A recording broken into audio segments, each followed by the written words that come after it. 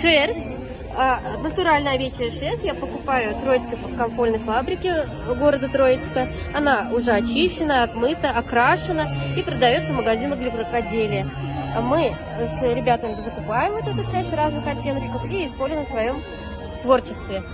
Сейчас вот мы Даниэлю покажем, как надо шерсть разложить. Распушаем вот так паутиночкой, складываем.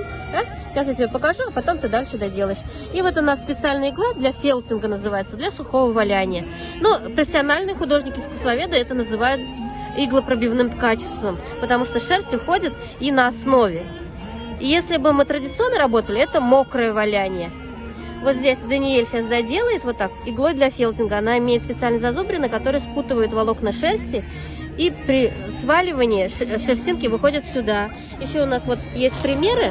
Я показываю ребятам, своим ученикам на мастер-классах, которых я провожу обычно в музеях, в галереях, на таких мероприятиях больших общественных, фотографических. Вот здесь я, например, мы с ребятами натыкаем на агроволокно с помощью шерсти, с помощью иглы для фелтинга.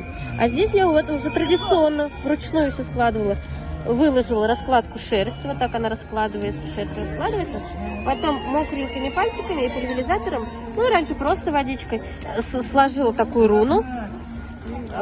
Птичья лапка тут называется, башкирская такая тамга.